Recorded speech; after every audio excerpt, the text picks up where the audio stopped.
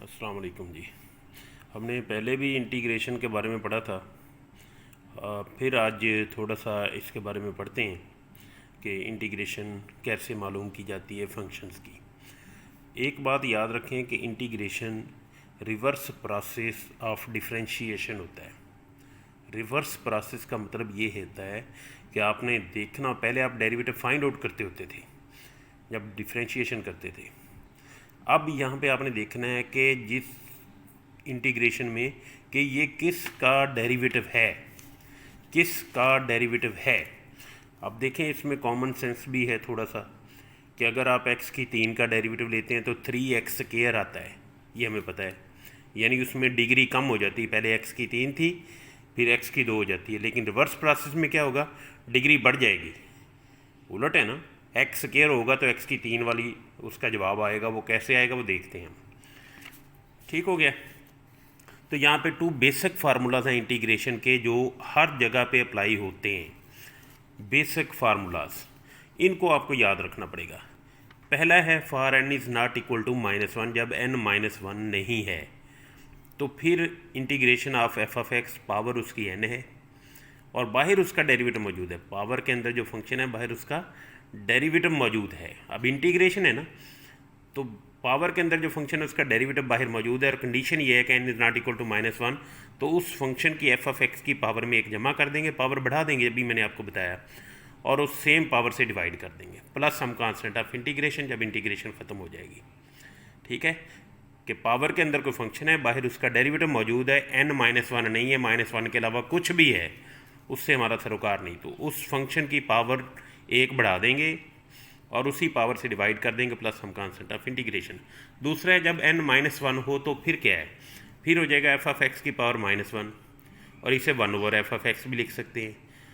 जो नीचे फंक्शन है ऊपर उसका डेरिवेटिव मौजूद है, जो नीचे फंक्शन है ऊपर उसका डेरिवेटिव मौजूद है, तो इसका मतलब नीचे डिग्री ज़्यादा है, डेरिवेटिव में कम होती है, तो नीचे वाली की डिग्री ज़्यादा होगी, ऊपर वाले की डिग्री कम होगी। तो जब ये आपके पास फॉर्म हो कि 1/that1 कोई फंक्शन है, ऊपर उस फंक्शन का जो नीचे है ऊपर डेरिवेटिव मौजूद है, तो उसका जवाब हमेशा आएगा log of that function plus some constant of integration. क्योंकि इसका डेरिवेटिव लेंगे तो ये चीज़ आता है 1/that फंक्शन, उस फंक्शन का डेरिवेटिव। यही चीज़ हमने देखनी होती है। ठीक है। अब इसके 2 स्पेशल केसेज है इन्हीं दोनों के लिए।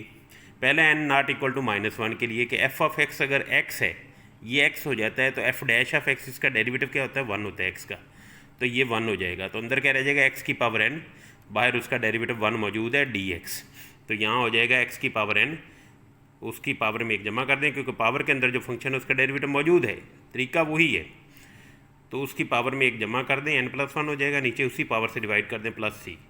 अब अगर n 3 है तो x की 3 का डेरिवेटिव क्या होगा, इंटीग्रेशन क्या होगी, इसकी पावर एक बढ़ा दें, 3+1, नीचे 3+1 से डिवाइड कर दें यानी 4, तो x की 4/4 प्लस c, x की पावर -2 है।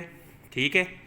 अब पावर के अंदर जो फंक्शन उसका डेरिवेटिव मौजूद है, तो इसकी पावर एक बढ़ा दें, -2 + 1 कर दें, नीचे भी -2 + 1, इसको सिंप्लीफाई कर लें, वो जवाब आ जाएगा। और प्लस कांस्टेंट ऐड करना है आपने, आर्बिट्रेरी कांस्टेंट इसे कहते हैं। अब जब n -1 है दूसरे केस के लिए, तो f(x) तो आपने x रखा, f'(x) 1 हो जाएगा, तो ये बन जाएगा 1/x dx, तो ये बन जाएगा log ऑफ x, वो log ऑफ f(x) था, f(x) तो आपने x रखा, तो ये हो जाएगा आपके पास log ऑफ x, यानी 1/x का इंटीग्रल होगा log of x plus c। इसी तरह से इसकी एग्जांपल है कि 1/x + 2 हो जाए, x + 3 हो जाए, x -7 हो जाए, तो नीचे वाले फंक्शन का ऊपर डेरिवेटिव मौजूद है, जो नीचे है उसका ऊपर डेरिवेटिव मौजूद है, तो log ऑफ दैट फंक्शन जवाब आ जाएगा, plus some constant of integration. अब नीचे देखें, 1/2x² + 3 है, इसका डेरिवेटिव है 4x। हो सकता है यहाँ पे सिर्फ x दिया हो तो आप 4 से मल्टीप्लाई कर दें, बाहर 4 से डिवाइड कर दें, तो ये 4x बन जाएगा। अब नीचे जो फंक्शन है ऊपर उसका डेरिवेटिव मौजूद है, ठीक है, इसकी पावर भी 1 है, नीचे जाकर 1 हो जाती है ना, तो log ऑफ दैट फंक्शन वो जवाब आ जाएगा +c। अब ये है कि हमने ये f(x) जो है चूज़ कैसे करना है, हमें कैसे पता चलेगा। आप देखें जो हायर डिग्री होगी वो f(x) आपका होगा, क्योंकि दूसरा तो डेरिवेटिव है उसमें डिग्री कम हो जाती है, और फिर f(x) वो वाला फंक्शन होगा जिसमें ज़्यादा टर्म्स आएंगी। दूसरा पॉइंट ये है उसको चूज़ करने के लिए, हैविंग मोर टर्म्स जो भी ऊपर हो या नीचे हो उससे हमारा सरोकार नहीं, हमने देखना है कि टर्म्स उसमें ज़्यादा आ रही। जैसे यहाँ पे देखें टर्म्स किस में ज़्यादा, ऊपर वाले में या नीचे वाले में? नीचे वाले में। तो ये एफ ऑफ एक्स है, तो इसका derivative F dash F x ऊपर बना लेना है। तो जब 1/f(f) F dash F x होगा तो log of F of x जवाब आएगा। एफ ऑफ एक्स ये था। और फिर इसका ये है कि कुछ ब्रैकेट के अंदर होगा, उसकी कुछ ना कुछ पावर होगी। जैसे ये ब्रैकेट के अंदर x है, उसकी पावर आपके पास 3 आ जाए, 4 आ जाए, 5/2 आ जाए, तो हमारा जो ब्रैकेट के अंदर आपके फंक्शन होगा पावर के अंदर, वो वाला फंक्शन एफ ऑफ एक्स होगा। बाहर उसका डेरिवेटिव आपने बनाना है। बेसिक वही 2 फार्मूले हैं जो ऊपर हैं टॉप पर, वो आपने अप्लाई करने हैं। ठीक है, अब चलते हैं कुछ 1-2 सवालों की तरफ। अब वेरिएबल चेंज हो जाए उससे हमें परेशान नहीं होना चाहिए कि एक्स की जगह यू आ जाए, टी आ जाए, जेड आ जाए, पी आ जाए, कुछ भी आ जाए। हमें तरीके का पता होना चाहिए कि सबसे पहले तो आप देखेंगे कि क्या हम उस फंक्शन को सिंप्लीफाई कर सकते हैं। सबसे पहला टूल यही है। अगर सिंप्लीफाई कर सकते हैं तो सिंप्लीफाई कर लें, अगर पावर में लिख सकते हैं पावर में लिख लें, उसके बाद इंटीग्रेट करें। और इंटीग्रेशन के रूल उसी तरह से जैसे डेरिवेशन के हैं, ख़ास तौर पे कांस्टेंट बाहर लिया जा सकता है इंटीग्रेशन से। फिर अगर सम ऑफ 2 फंक्शन है, डिफरेंस ऑफ 2 फंक्शन है, उनको अलग-अलग करके इंटीग्रेट किया जा सकता है। ये रूल वही है। ठीक है, बेसिक फंडामेंटल रूल ये है, और दूसरा 1/f ऑफ एक्स वाला है, साथ में एफ डैश ऑफ एक्स वाला। 2 रूल हैं, वो आपने अच्छी तरह से याद रख लेने हैं। ठीक है, तो ये आपके पास क्वेश्चन है 3 × u² plus 1/u² into D. सबसे पहले तो देखें कि यहाँ पे सिर्फ आपके पास सम ऑफ 2 फंक्शन है, दोनों अलग-अलग कर लें। कांस्टेंट को बाहर ले लें इंटीग्रेशन से, इसकी इंटीग्रेशन, साथ में variable of integration D you plus 1/u² D. अब देखें, सबसे पहले आप इसे पावर में लिख सकते हैं। सबसे पहला काम, इसको पावर में लिख लिया, u² को u की पावर 1/2, ये 1/u² है, u की पावर 1/2, उससे ऊपर ले जाएं तो u की पावर -1/2। अब पावर के अंदर u है, u का with respect to u derivative 1 होता है, x का with respect to x derivative 1 होता है, t का with respect to t derivative 1 होता है। तो पावर के अंदर जो फंक्शन है उसका डेरिवेटिव बाहर मौजूद है। जब मौजूद है तो ये पावर फार्मूला जो है हमारे पास, उसकी पावर में 1 जमा कर दें, उसी पावर से डिवाइड कर दें, plus some constant of integration, वो जवाब आ जाएगा 3 एज इट इज u की power 1/2 plus 1 divide by 1/2 plus 1 3/2। इसे सिंप्लीफाई कर लें, 2/3 करके 3 से कट जाएगा। ठीक है, प्लस इसकी पावर के अंदर u है, इसका derivative with respect to u 1 होता है, मौजूद है। तो पावर फार्मूला आपके पास लगेगा, इसकी पावर 1 बढ़ा दें, क्योंकि u की पावर -1 नहीं बन रही, -1/2 है। इसकी पावर 1 बढ़ा दें, -1/2 प्लस 1, और उसी पावर से डिवाइड कर दें, -1/2 प्लस 1 1/2 हो जाता है। अगले स्टेप में 2 लिख दें, यहाँ पे 1/2 को 2/1 करके, प्लस c। अब ये देखें, प्रोडक्ट ऑफ 2 फंक्शन है, इसकी आपने इंटीग्रेशन करनी है। ना ये इसका डेरिवेटिव है, ना ये इसका डेरिवेटिव है। तो जब डेरिवेटिव नहीं है तो there is only one way कि आप सबसे पहले उसे देखेंगे क्या ये सिंप्लीफाई होता है।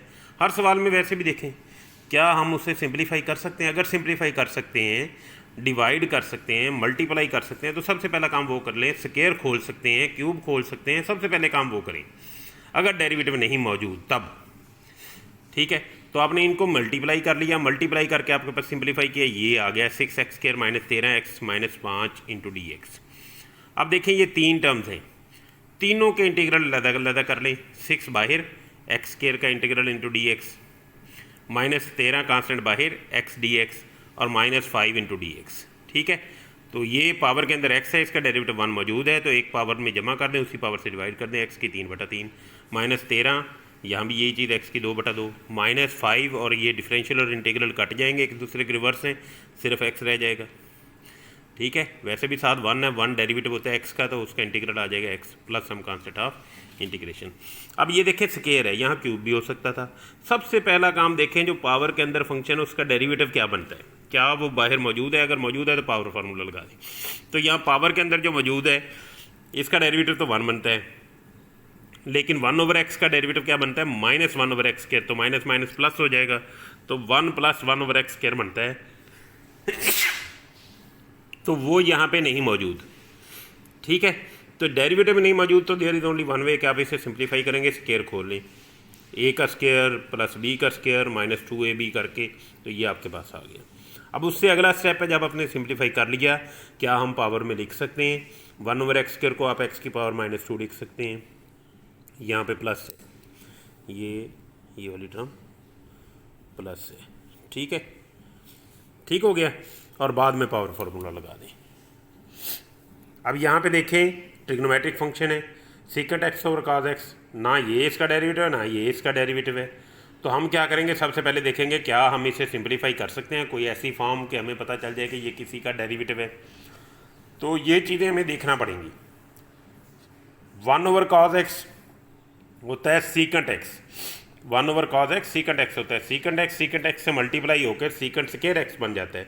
अब आपने सिंप्लीफाई कर लिया इसको, ये सीकेंट स्क्वायर एक्स बन गया। अब देखेंगे सीकेंट स्क्वायर एक्स किसका डेरिवेटिव है, tan एक्स का, तो इसका इंटीग्रल आ जाएगा tan of X plus some constant of integration. ये आपने इस तरह से देखना है। ठीक हो गया। सबसे पहले आपने देखना है क्या हम सिंप्लीफाई कर सकते हैं, क्या हम इसको किसी का डेरिवेटिव बना सकते हैं जमा तफरीक करके, या कुछ आप कॉमन लेकर, या कुछ आप फार्मूले लगाकर उसको ऐसी टर्म में ले जाएं जहाँ पे वो डेरिवेटिव बन जाए, तो आपका जवाब आ जाएगा। Thank you very much. Next time फिर देखेंगे अगले सवाल। अल्लाह हाफिज़।